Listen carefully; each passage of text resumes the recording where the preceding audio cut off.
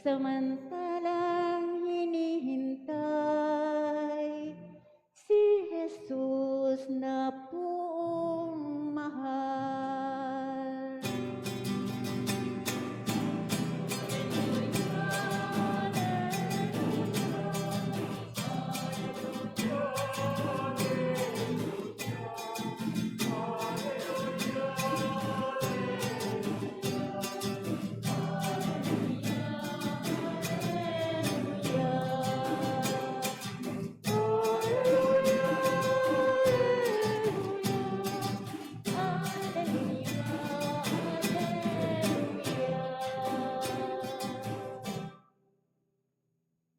Sumainyo ang Panginoon. At sumainyo rin. Ang mabuting balita ng Panginoon ayon kay San Mateo. Papuri sa iyo, Panginoon. Noong panahon iyon, sinabi ni Jesus sa kanyang mga alagad, ang talinhagang ito, dito maitutulad ang pagpasok sa kaharian ng Diyos. May 10 dalagang lumabas upang sumalubong sa lalaking ikakasal. Bawat isa ay may dalang ilawan. Ang 5 sa kanila ay hangal at ang 5 ay matatalino. Ang mga hangal ay nagdala ng kanilang mga ilawan, ngunit hindi nagbaon ng langis. Subalit ang matatalino ay nagdala ng langis bukod pa sa kanilang ilawan. Nabalang ng dating ang lalaking ikakasal, kaya't inantok silang lahat at nakatulog. Ngunit nang hating gabi na ay may sumigaw, narito na ang lalaking ikakasal, salubungin ninyo. Agad nagbangon ang 10 dalaga at inaayos ang kanilang ilawan. Sinabi ng mga angal sa matatalino, bigyan naman ninyo kami ng kaunting langis. Aandap-andap na ang aming mga ilawan. Baka hindi magkasya ito sa ating lahat, tugon na matatalino. Mabuti pa ay pumunta muna kayo sa nagtitinda at bumili ng para sa inyo. Kaya tumakad ang 5 hangal na dalaga.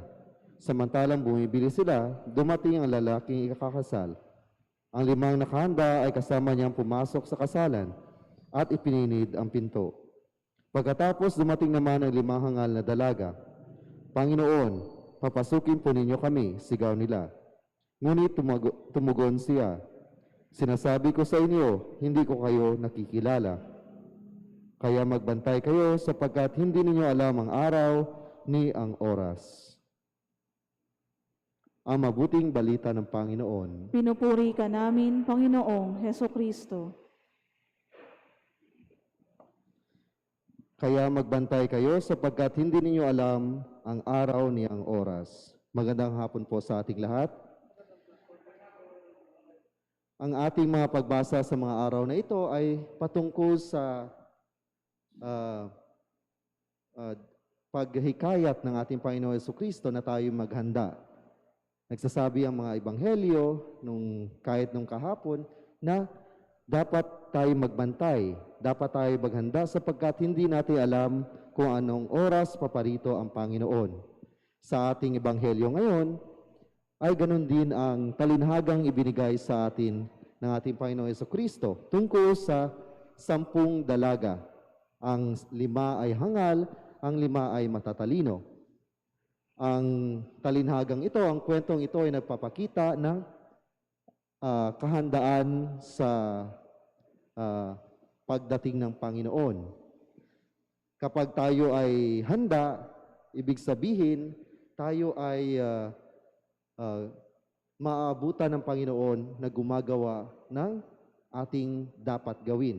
Ang paghahanda ay hindi lamang nangangahulugan ng paghanda para sa pagdating ng Panginoon. Bantayan natin ang kanyang pagdating. Dapat alam natin ang kanyang pagdating. Ngunit, ang point ng paghanda, ng preparation sa pagdating ng Panginoon ay kung paano tayo naging tapat sa ating mga tungkulin.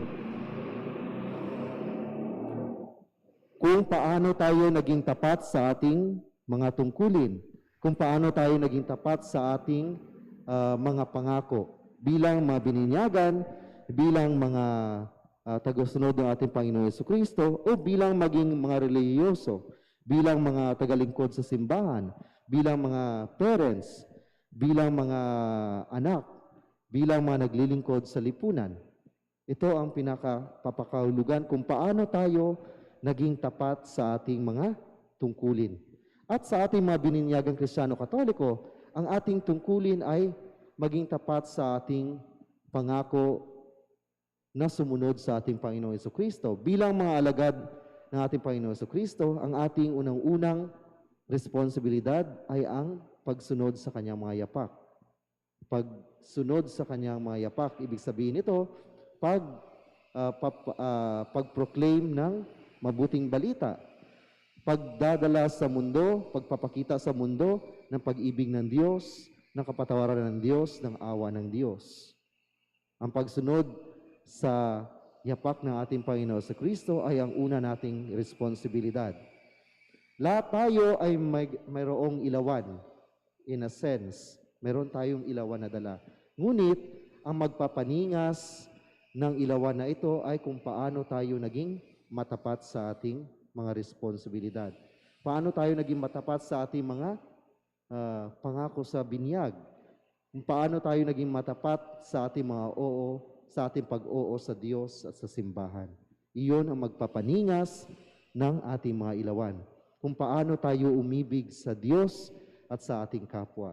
Kung paano tayo nagpatawad, paano tayo nagpakumbaba. Kung paano natin dinala, ipinakita ang pagmamahal ng Diyos sa pamagitan ng ating buhay, sa ating mga salita, sa ating mga gawa. Iyon ang magpapaningas ng ating ilawan. Hindi dahil mayroon tayong mga malalaking achievements sa buhay. Nagkaroon na tayo ng mga success sa ating buhay. Nagkaroon tayo ng financial stability. Nakatapos tayo ng magandang kurso. Nagkaroon tayo ng magandang trabaho. Nagkaroon tayo ng masayang pamilya. Although importante ang mga bagay na iyon, ang pinaka-importante na magpapaningas ng ating ilawan ay kung paano tayo naging matapat sa Diyos at sa ating mga sinumpaan.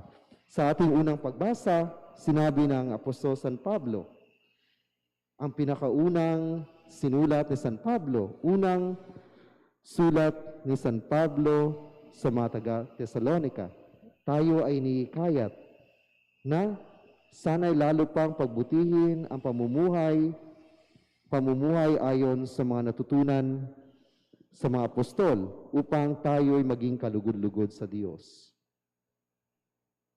Upang tayo maging kalugod-lugod sa Diyos. Tayo magiging kalugod-lugod sa Diyos kung tayo ay namumuhay na matapat sa ating ipinangako sa pagsunod sa ating Panginoong Jesucristo. Kung paano tayo naging matapat sa ating sinumpaan. At wala nang maraming mga santo na nagpakita ng pagiging matapat sa Diyos. Lahat ng mga santo sa simbahan ay pawang nagpakita ng kailang katapatan sa Diyos sa pagsunod sa yapak ng Panginoon sa Kristo, sa pagmamahal sa Diyos at sa kapwa, pagdala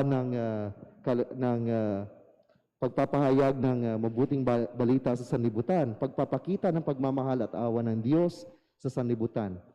Si Santa Monica na ating ipinagdiriwang, ating ginugunita ang kanyang memorial, ay isang babaeng nagpakita kung paano maging matapat sa Diyos, kung paano ang buhay na pagiging banal, buhay na pagiging matapat, buhay na nagbata ng sakripisyo ay nagkaroon ng epekto. Siya ay kinasal sa isang pagano. At dahil sa kanyang panalangin, sa kanyang pagbabata ng mga sufferings, sa kanyang pamumuhay bilang isang mabuting Kristiyano Katoliko, sa pagsunod sa yapak ng ating Panginoon Jesucristo, ang nakapalibot sa kanya ay nagkaroon din ng conversion, nagkaroon din ng kabanalan, nagkaroon din ng pagbabalik loob sa Diyos. Ang kanyang asawa na isang pagano ay na-convert. Sa buhay ni Santa Monica, nakita niyang nabinyagan ang kanyang asawa. Ang kanyang anak ni San Agustin na nawawala sa landas, sa tamang landas, ay bumalik sa tamang landas. Bumalik sa pagsamba sa Diyos. Bumalik sa pagmamahal sa Diyos at sa simbahan. Kung makikita natin kung mayroong ningas na malakas ang ating ilaw, ay ito'y dahil tayo ay banal, tayo ay mabuti, tayo ay sumusunod sa yapak ng Diyos. At kung mayroong ningas ng ating ilawan, pwede nating mailawan ang kadiliman na nakapalibot sa atin. Pwede nating mailawan ang buhay ng ibang tao na nasa kadiliman. Pwede nating matulungan sa pamamagitan ng ating panalangin sa ating buhay, pagiging banal ay magkaroon ng epekto sa iba. Makikita nila ang ating kabanalan at maaari magkaroon ng epekto na kailang pagbabalik loob sa Diyos. Tulad ni Santa Monica, nawa ang ating buhay ay magiging ilaw din. Hindi lamang para sa ating sarili, kundi lalong-lalo na para sa iba na nasa kadiliman. Simulan natin ang pagiging matapat, pagiging mabuti, pagiging banal sa una-una pagsunod sa yapak ng ating Panginoon sa Kristo. At magkakaroon ito ng epekto sa ating nakapalibot. Una-una sa ating pamilya, sa ating mga kaibigan, ating mga kamag-anak, mga tao malalapit sa atin. Nawa sa panalangin, tulong ng panalangin ni Santa Monica, ang mga nanay, ang mga asawang babae ay magkaroon ng lakas, magkaroon ng courage sa pagsunod sa Panginoong Jesucristo upang sila mismo ang magdala ng ilaw sa kanilang tahanan, magdala ng ilaw sa kanilang komunidad, magdala ng ilaw ni Kristo sa kanilang buhay upang magkaroon ng epekto, magdala ng kabanalan, magdala ng pagmamahal sa Diyos sa kanilang nakasalamuha.